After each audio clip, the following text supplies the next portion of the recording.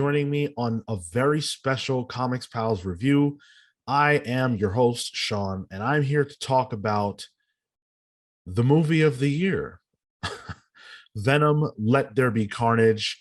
The movie just dropped. I had the opportunity to go and check it out. It's not streaming anywhere, so if you are still uncomfortable going to theaters, that's perfectly valid. Unfortunately, for the time being, until it gets announced, streamed somewhere, it's not going to be available to you.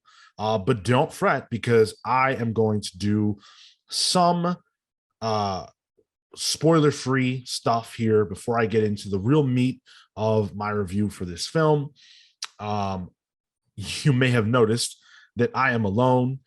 So this is the first time that we're doing any type of review or anything with just one of us. And of course, it would be me. And hopefully I do a good job for you guys. Write in and let me know how you think I do. If you want to support the show, you can do so by leaving us a follow, a rating, and a review wherever it is that you're listening to us. If that happens to be YouTube, hit us up at youtube.com/thecomicspal. Subscribe for free, like the video, share it with your friends, hit the notification bell. All that stuff is free, and it helps us out a lot more than it costs you. Make sure you're listening to our main show, The Comics Pals, which drops every single Monday.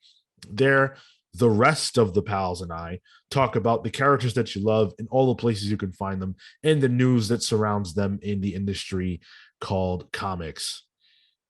Now, the first Venom, I'm on record as having really enjoyed. It's not a perfect film.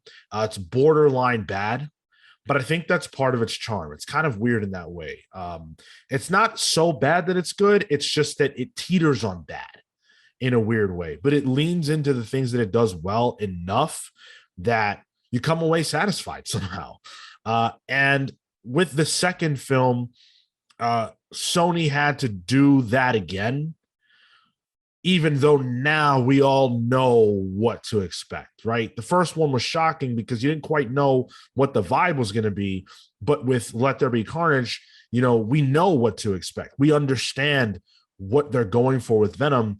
And the question really is, like, did the fun factor of the Venom character and the hijinks wear off?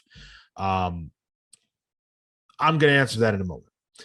Before I do, I'm going to play the game we always play here on the podcast whenever we do a film review, which is the Rotten Tomatoes game. I'm going to guess the audience score and the critical score and see how close I can get without going over. I've never actually played the game before, so I don't even have a strategy. I'm just going to shoot from the hip.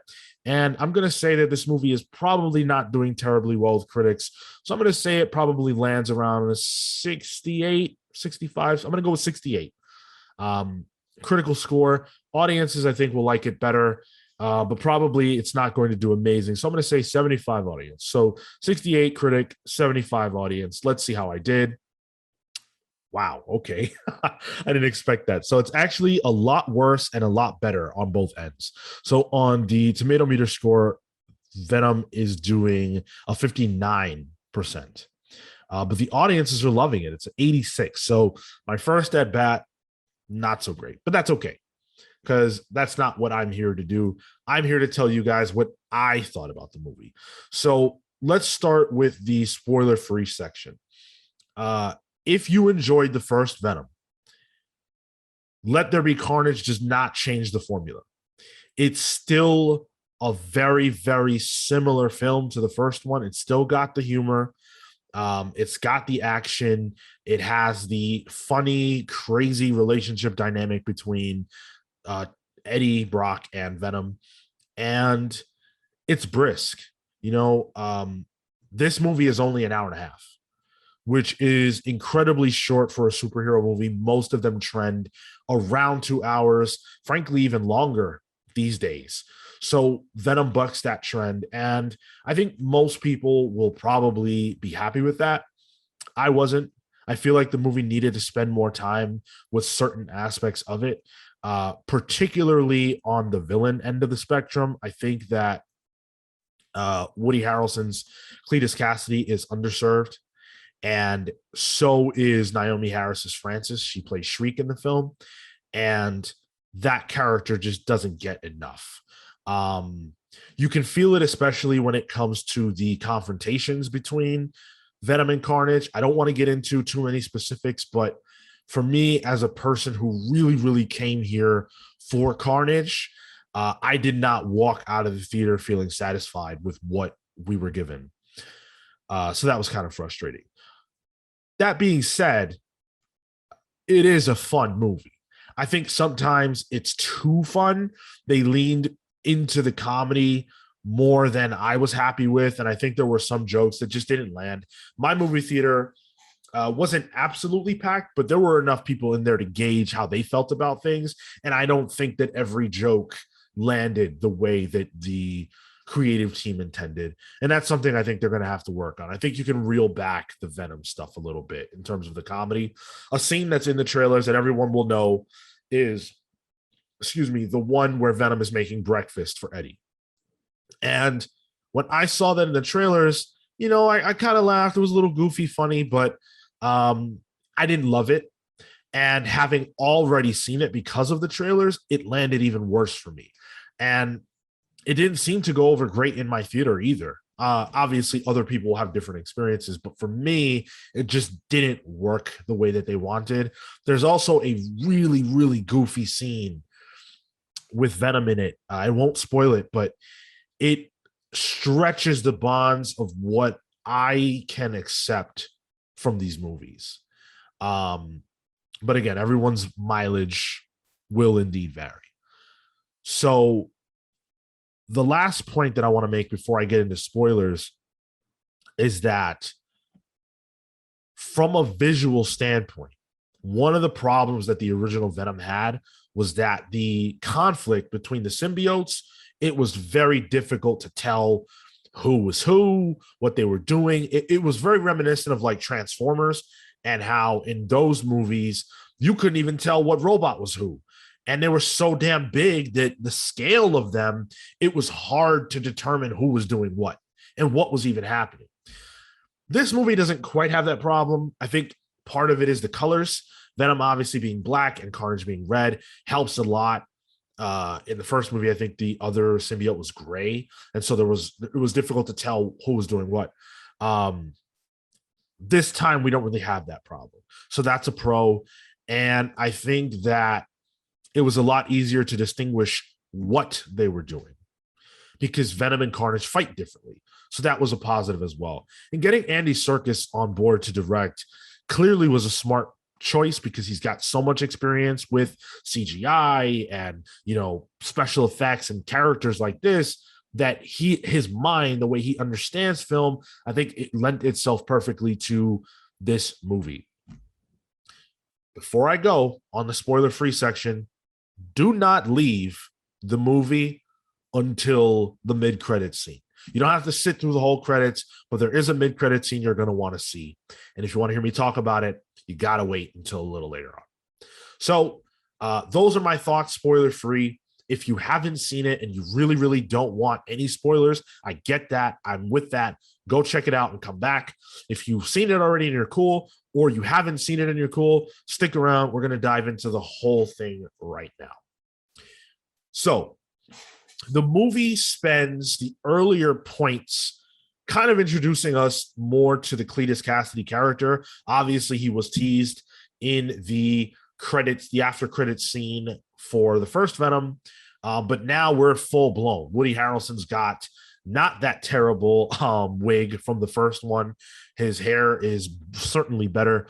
And we see his childhood. We see how, he was abused as a child. He was, left at, this home, St. Pete's, St. whatever it was, where, he meets this girl that he falls in love with, Frances Harrison, who goes on to become Shriek. She has powers inherently for some reason. They don't explain why she has powers. She just does. And I guess if this movie came out like 10 or 15 years ago, that would have been a lot harder for me to swallow. But we've seen so many superhero movies at this point that it is what it is, right? Like it's fine that they don't explain it. I think if the movie had another half an hour, you could have gotten into her backstory a little bit more, why she's powered. I think that would have helped because, like I said, she is one of the characters that doesn't feel very well fleshed out. And so when it comes to her, I would have liked to have seen more, but it doesn't detract from the movie too much that they don't get into that. It's fine. But this is a departure actually from the comics. In Maximum Carnage, we actually see how Carnage and Shriek meet, and they don't have some romantic love story. She sees him brutalize and murder the workers at Ravencroft Institute, and she falls in love with him because of that. She likes the violence and the brutality of Carnage, and he needs a running buddy. So they decide to team up to create Maximum Carnage within the streets of New York. And it's a lot of fun. The concept, right, for Let There Be Carnage of Carnage is going out on a night on a town to kill as many people as possible, that works. Adding in this big romance for Carnage, and he's in love with Shriek. And they met when they were teenagers, presumably, or even younger. Frankly, they met in '96. It's 2021. That's a long time. That's a lot of intervening time. They have not seen each other. They don't even know what they look like as adults. Okay. Francis follows Cletus's exploits through the newspaper, which for some ridiculous reason, one of the doctors at Ravencroft decides that she should have. That doesn't make any sense. But okay, fine. So she follows his exploits through that, and she has these, visceral emotional reactions to whatever he's dealing with, whatever Cletus is going through. He's set to be executed, and she's clearly not happy with that. These two must have had some love that they still care about each other 25 years later, to the degree that when Carnage breaks out from the prison, the first thing he wants to do is go and find Francis. For me, I don't think that was necessary. I actually feel like including this deep-rooted love story, it made it feel less authentic. I don't like the idea that Cletus has a heart. I don't think it adds anything to the character that he's this sick, murderous freak, but he also genuinely loves this person he hasn't seen in 25 years. I guess she reminds him of a time when he was not a serial killer, murderer, psychopath, but actually he was already that, because through flashbacks, they show him killing his whole family. So the dude has been a monster since he was a kid, and I don't believe in the relationship that he has with Francis. So that I didn't love. And it's such a burden on the film that they have to follow up with this love story that we don't really see Carnage doing that much violence. I think part of that is due to the rating. I don't believe that you can effectively do a movie with Carnage in it that is not R-rated because of the nature of his violence. It's acceptable with Venom because you're going with the angle that the Venom symbiote is not inherently malicious, and neither is Eddie. Eddie in these movies is not the same as the Eddie from the comics because he hasn't encountered Spider-Man. So the fundamental aspect of the violence of the Venom character and the reason for the violence isn't present. But what's also not present is a rating that would allow Venom to be violent in the ways that we know that he is. So it works out the way that they want it to without Carnage. You can get away with the PG-13 version of Venom if you don't include Carnage for the reasons I just explained. Once you add Carnage into the mix, it just doesn't work because Carnage is a serial killer, and he's a serial killer with the power to kill at a rate that's inhuman and to do it in ways that are supposed to make you feel queasy, right? There's not an ounce of blood in this movie. There's no blood in this movie. Maybe there's a speck of blood somewhere. Maybe that, maybe someone gets cut open, but there's no like real stabbing on the part of Carnage. I think he eats a couple of people's heads, but they make sure to cut away from that really quick. The weight of the violence is not present, and so it doesn't mean anything. The violence of Carnage only matters if you can feel the weight of the fact that he is killing actual humans. But they suck all of that out of the movie by cutting away at the right moment for them, the wrong moment for the story. And so I could not connect with his violence. It felt limp. And that was a huge problem for me as someone who, I don't know what this says about me, but I've been waiting to see Carnage in a movie for 20 years. And we didn't get anything close to what I was hoping for, unfortunately. Sticking on the subject of Cletus / Carnage, they changed the way that Cletus actually gets the symbiote inside of him. So I guess I lied a little about the blood part. There is one part that includes blood that I can recall, which is when Cletus bites Eddie. Cletus has developed this fascination, obsession with Eddie Brock. He claims that he wants them to be friends and all this stuff. But when Eddie actually, well, really it's the symbiote, the Venom symbiote, that figures out where Carnage, or I should say Cletus, is keeping one of the bodies of the people that he's killed, that kind of opens things wide up. And it results in Cletus being sentenced to death. Of course, this angers Cletus, and he takes a bite out of Venom, or Eddie, rather. And he can tell that the blood that Eddie has running through his veins is not regular blood. Something is off with him. And that's how they get to the idea that Carnage is born. Eddie's blood going into Cletus creates the Carnage symbiote. That's a lot more... maybe complicated is not the right word, but it's not as clean cut as Venom gave birth. Venom is a symbiote that can replicate by itself, self-replicating. It creates its own offspring.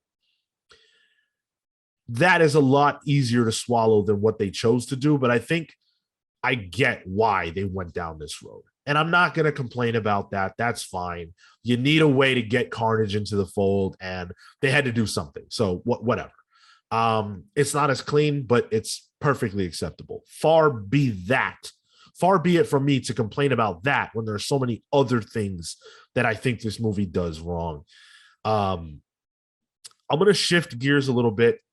I want to talk about the Eddie Brock Venom relationship, because there are things I think that are likable about it. I think this movie understands exactly what worked about the first one. And I think that it leans into those things really heavily. Sometimes that's to its detriment because, like I explained in the spoiler-free section, there was almost too much humor sometimes. But the parts about their relationship dynamic that were fun are still here. Venom is very much like a teenager, and he's a teenager who, needs attention and needs his own identity, and he needs to eat. He's a growing symbiote, and he's being fed chicken and chocolate, and that's not enough. He needs brains. He needs actual human brain to sustain himself. And that creates a frustration on Venom's part that drives a wedge in the relationship between him and Eddie. I'm all on board for that. I think that the idea of this movie, Andy Serkis had said that this movie was a love story in a lot of ways.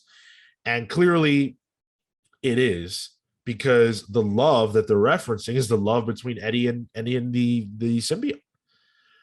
And I think that is a great way to create an emotional hook for the story. You have to have it, and they found one that worked because it worked the first movie. This movie does all the second movie stuff that movies love to do, where the hero has to question whether or not they want to keep doing it. Eddie and Venom break up. Venom goes a separate way. And that I felt like was when the movie really turned into something that I wasn't that happy with. Sorry. Now Venom is going and getting inside other people's bodies and using them to go and walk around and gallivant. And then, of course, they die because they're not bonded. Okay.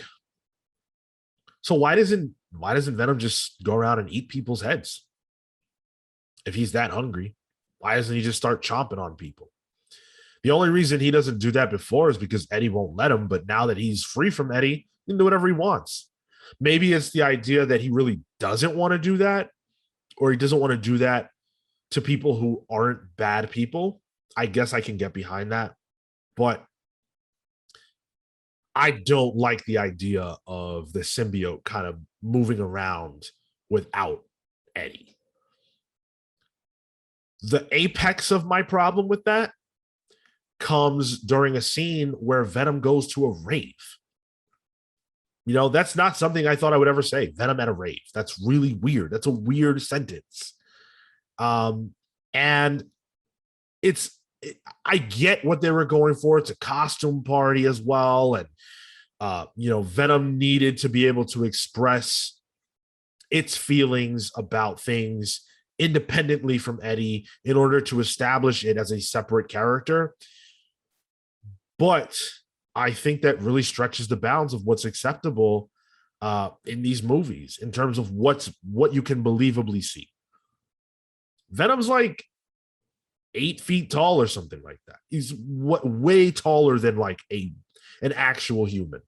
So you see that slimy creature walking into your party. You're not going to let him on stage and give him a mic. That's not going to happen. People are going to run in fear. And of course, we're talking about a movie, and we're talking about a movie that doesn't often care to make a ton of sense and, goes for the joke before the logic. Fair play. But I think that at times they pushed that too far. And that was one of those times for me. I just couldn't get behind that. What was also a little frustrating, and this goes to the length of the movie, was the fact that they don't really spend too much time addressing why it is that Eddie Brock breaking the story about where Cletus's body is. Cletus is, murdered, the bodies that he has murdered, where they're located, why that leads directly into Eddie Brock being rich or having like a lot of money. The first movie includes several sequences with Eddie's bosses and stuff like that. And I do feel like this movie should have included that. I think that gives you an opportunity for a slightly bigger supporting cast, which this movie really brought the supporting cast down quite a bit. I think it offers that opportunity, but I also think it fleshes things out. You don't need it, I guess, but for me, it would have been a little bit better because it gives more to the Eddie character, right? Speaking of supporting characters, we do have, a few. Michelle Williams is back in the role of Anne. Reed Scott's back as Dan. And of course, you couldn't have a Venom movie without Mrs. Chen. All of them do basically what they did the first time around. And I think that they all are served exactly the way they needed to be. I love Michelle Williams ever since Dawson's Creek. I make no bones about it. I love Dawson's Creek to this day. Yes, I am 30. And so it's really great to see her in this movie. And, she's given some stuff to do. She and Dan are moving forward. There's a great scene, I think, in earlier in the movie where Eddie and Venom are going to meet her for a dinner and a conversation. And you're led to believe, and Venom certainly believes that she's going to say, hey, Dan and I broke up. And that's not what happens. It's not what happens at all. And Venom's reaction to that is fantastic. They nailed that. Venom loves Anne. Venom wants Anne and Eddie to be together. But Anne, of course, has moved on. She's with Dan now. And because of that, Venom hates Dan. And there's so many great moments in the movie that involve that triumvirate of characters. I guess it's a foursome if you consider Venom to be its own entity. There's a lot of really good stuff there. And where they end up at the end, where they kind of have found like a happy medium in terms of their relationship, that was cool. Seeing Venom kind of say to Dan, like, I like you. I really enjoyed that stuff. And I've said a lot of negative stuff about this movie, but again, I really liked the first one, genuinely. And all the stuff that was good about the first one is here. It's the villain part, by and large, that didn't really work out too great in the first one, that also isn't really improved upon here. Because at the end of the day, I don't care what emotional story you're trying to tell with the Carnage character. If he's not, chopping people to bits, it's not Carnage. It's not Carnage. It's in the title. Let there be carnage. There is no carnage in this movie. This movie is Carnage in name alone. The character's name is Carnage. The movie's called Carnage, but you don't see Carnage in this movie. There's no actual Carnage in this movie. It feels like one bad night. And it's not even that bad, because the only thing that Cletus really does is break out of prison, where, yeah, he does kill people, but you don't really see much of it. And he's got this weird ability to like create tornadoes, which is out of nowhere. And as far as I'm aware, has no precedent from any comic book that I've ever read. But he doesn't do really much. He kills a guy to get his car so that he can go and, break Frances out. And then he kills some people breaking her out. But then the next time we see him, he's in church with her trying to get married. What does he even know about her? Who she is now? Nothing. And I guess, to be fair, they are both kind of in holding patterns since they were separated from each other, because the idea is that Frances was taken to another facility. They wanted to put her with people who had powers as well, so they could better keep her under control and, do some testing on her, I guess. And so they're separated. She doesn't break out. She's stuck in prison for every day of those 25 years. Whereas Cletus, for some amount of time, is out there killing people. So they are essentially in holding patterns. In that way, it makes sense why she's the first person that he goes to seek out. But in my opinion, my understanding of the Carnage character, he's more in love with the violence that he does than any human alive. Even in the comic book, Maximum Carnage, he doesn't care about Shriek, not in a real way. He just wants to kill. And because she's down with that, he's down with her. And to me, that's all you need. They wanted to add some depth and some emotional hook. I feel like you could have made the emotional hook be what it is for Eddie and Venom. Cletus gets the symbiote. They want the same thing. They have the same goals. That concept makes that character a threat to Eddie, to Venom, because Venom and Eddie are experiencing separation. Whereas theoretically, conceptually, what makes sense as an antagonist to that is that Carnage and Cletus are on the same page. They're fully bonded. They're so bonded that they're in love with it. They love what they're doing. They're happy about it. You don't even need Shriek for that. You don't. It's unnecessary. Put her in the movie if you want to, but I don't feel like that really is required here. And in fact, towards the end, the way that they're able to defeat, part of the reason why they're able to defeat Carnage is because someone says, it might be Venom, I'm not sure.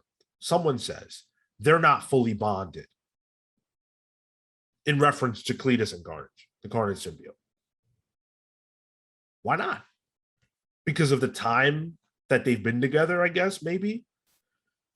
But we know that those that aren't bonded with their symbiote die quick because it's a parasite. So the fact that he didn't die quick tells me they're pretty well bonded, you know, and Cletus gets an understanding of the powers of the Carnage symbiote very fast. They don't lean into that idea. I don't see that and go, wow, yeah, they're not bonded. I see that and I go, holy shit, Venom's in trouble.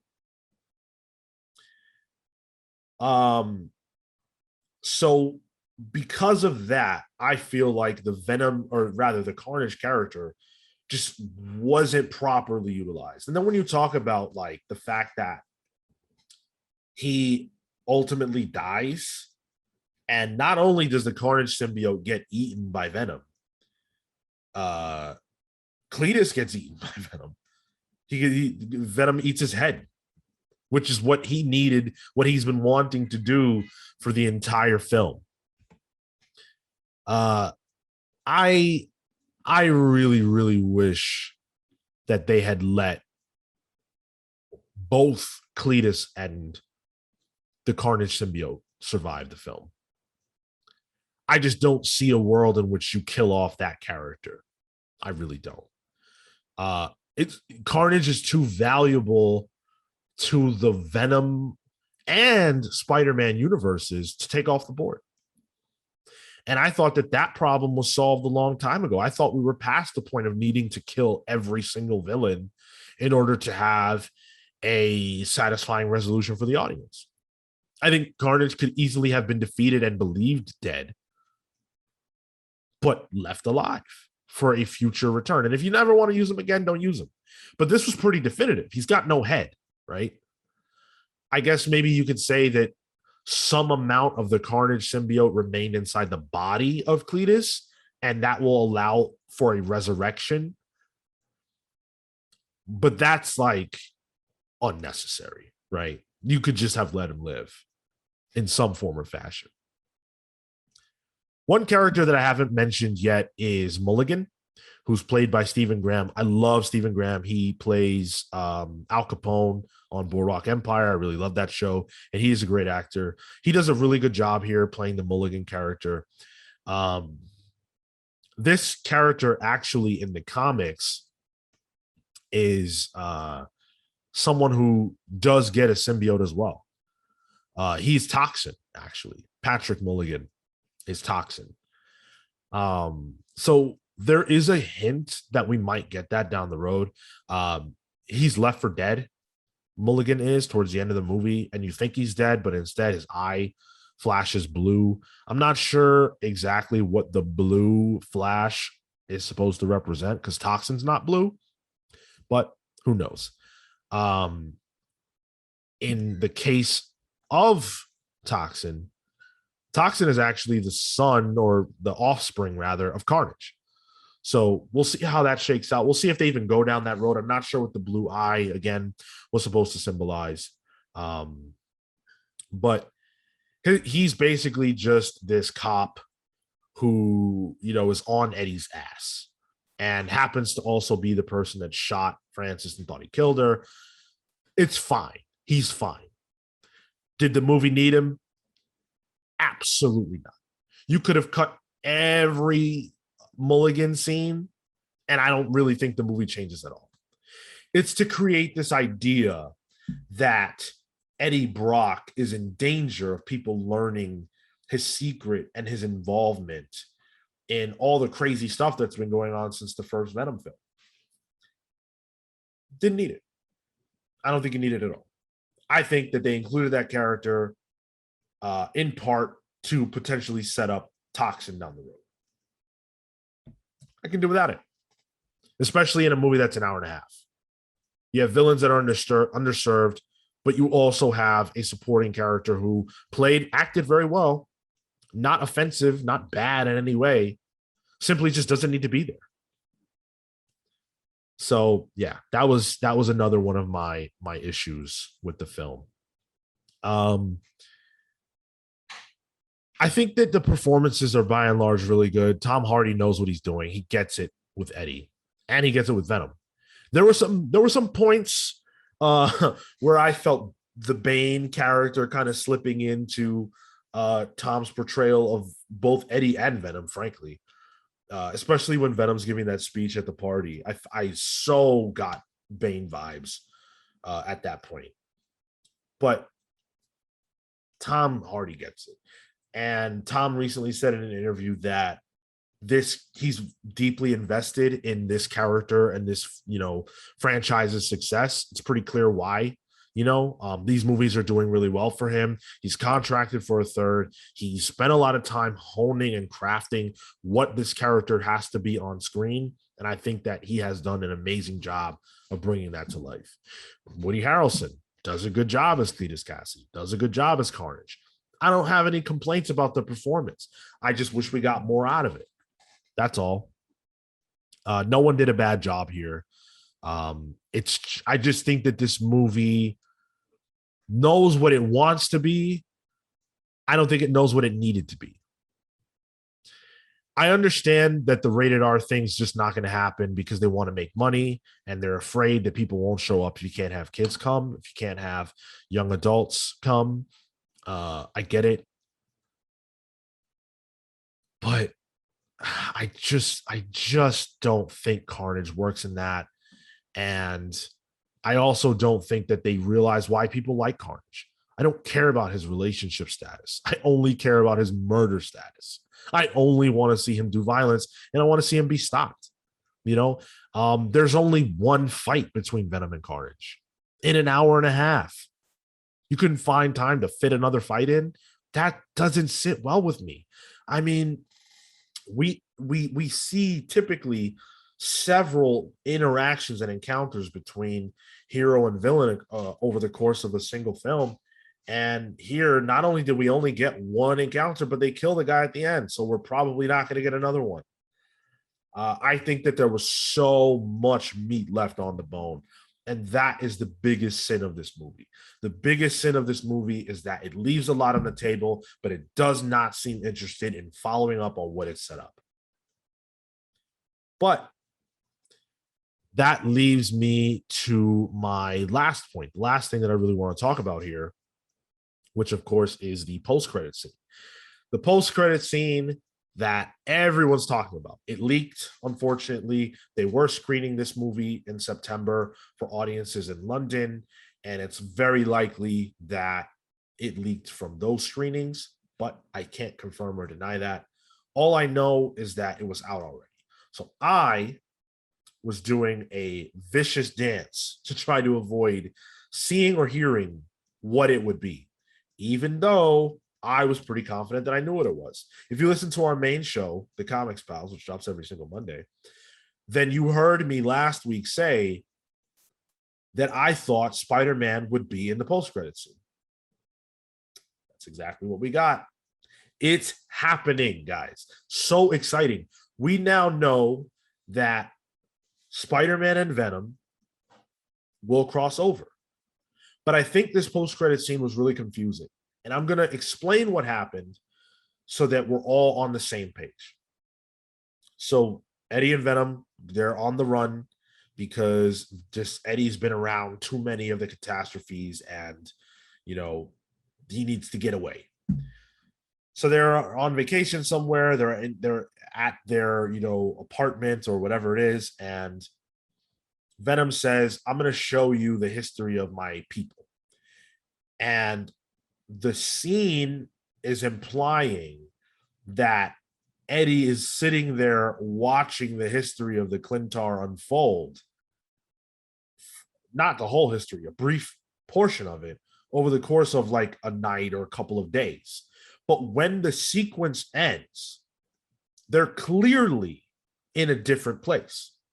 It's the same room theoretically, but everything in it is different. It's just not right. And there's a key line of dialogue that I couldn't even hear when I was watching the movie. But The Venom symbiote tells Eddie, that wasn't me. And now on the television is none other than J.K. Simmons's J. Jonah Jameson. And it's the same or a similar scene from Spider-Man Far From Home, where they reveal that the identity of Spider-Man is Peter Parker. And the Venom symbiote licks the screen and says, that guy. Wow. Wow, guys. That's so fucking cool. Because I don't know why the hell he's there, right? We can all assume it's because of what happens in Doctor Strange, or not Doctor Strange, but Spider-Man No Way Home. Whatever brings Doc Ock, whatever brings Green Goblin, whatever brings Electro is the same thing, that's the same thing that brings Venom into the mix. So that's super cool. The first thought I had was, okay, so Venom and Carnage, or I'm sorry, Venom and Spider-Man team up to fight the Sinister Six. But I think that's probably premature. I think it's more likely that they set that up in order to accommodate a future conflict between those two, or a future team up, whatever you want to call it. Spider-Man's likely going to be on his own. Well, the Spider-Men will be on their own in No Way Home, because we all know and understand that Tobey Maguire and Andrew Garfield are in that damn movie. Let's not kid ourselves. But I don't think that Venom will be a part of that movie. Could he appear in the after credit scene? Sure. But I don't think that that character will be a part of that movie. I don't think that Venom will be the final member of the Sinister Six that they've been waiting to show us until this movie came out. Because Venom's not a villain. And there's no precedent set for the Venom character to want anything to do with Spider-Man, which makes him licking the screen and saying that guy make no sense whatsoever. Unless this symbiote is somehow the same one from Spider-Man 3 way back when. How about that for a theory? I don't know if that's true. I'm just throwing it out there. But that's a possibility. Everything is on the table now because these worlds are merging. And it's so exciting. So for me, that post-credit scene was awesome. I loved it. Didn't need to have multiples. You just have the one. Leave fans guessing, give them what they want. And now, whether it's No Way Home or the next Venom project, we're all waiting with bated breath to see what they'll do next. What better commercial could there be for No Way Home than that? The promise of the potential of Tom Hardy and Tom Holland being in the film together, that's huge. That's absolutely massive. So while I didn't love the movie, the post-credit scene was worth it. And there is a lot to like. I think I like this movie less than the first one. Part of it is because with the first one, I didn't know what to expect, and it knocked me out of my socks in terms of how funny it was, in terms of how irreverent it was, in terms of how it kind of flipped the script on what superhero movies traditionally are. But this one was disappointing because I came here for Carnage and I feel like I didn't get that. So that's really where my frustration comes from. I think there's a lot to learn for the second one. Andy Serkis did a great job directing it. And then every actor did a great job portraying the roles that they were put in. There's still room for improvement on the Venom concept going forward. And my hope is that they learn some lessons from this one and do better next time. There aren't like a ton of villains left in the Venom mythos that you can really, tug on. Maybe they can do the toxin thing. Maybe that's what the Mulligan tease at the end is about. You can always do Grendel. Grendel is the symbiote dragon. You can do the King in Black. That is a newer concept from the comics. You can do a lot of things, but none of it matters if you can't get the concept and the identity of Venom down. And now that they're fully connected again and they're happy as can be, hopefully the third movie can push the conflict between them fully to the side, focus more on the villain, and just do funny Venom shit. All the stuff we already like and we know we like, just do that and forget about the conflict between them because it's not necessary anymore. It was hard to believe now in this movie, even. So that's all I have to say about Venom, Let There Be Carnage. I normally don't love giving ratings, but I would give this like a 6.5 out of 10. I think that's pretty fair. Personally, I think the critics got it right. I think it's worse than what the audience is saying, but I might not be who this movie was for, which is weird to say considering I love the first one, but I do feel like the general consensus among audiences is that this movie's a lot better than I think it is. Fair enough. Shang-Chi was the same thing. I didn't love that movie. It's the biggest movie of the pandemic, so what do I know? Anyway, I would give it a 6.5. It's fun. It's engaging. If you like the first one, go see it. It's not going to be a waste of your time. It's only an hour and a half. Don't be like me. Don't go see it in IMAX. I spent $50 on tickets between my girlfriend and I, and that was a mistake. But you'll enjoy it, most likely. Let me know what you thought about the movie if you've seen it, which presumably if you're with me, you probably did. Let me know your thoughts about how I did. This is the first time I have done anything alone for the Comics Pals. So give me a rating, give me a review, if you would be so kind to let us know what you think about us. Support the show, support the podcast. We put a lot of work in for you guys. So, whatever you feel we deserve, we always appreciate it. Go to youtube.com/thecomicspals to subscribe there. You can watch all of our content. We'll be at New York Comic Con. So you can watch our interviews and stuff there if you're interested in that. We've got tons of content out there for you guys. We did an accompanying book club that came out already on Maximum Carnage. So if you want my thoughts on what is frankly a superior Carnage story, go listen to that book club. Otherwise, guys, thank you so much for listening. Until the next review or until you tune into the Comics Pals next time, thank you so much for joining us. I'm Sean, and I am wishing you guys well. Until next time, take care.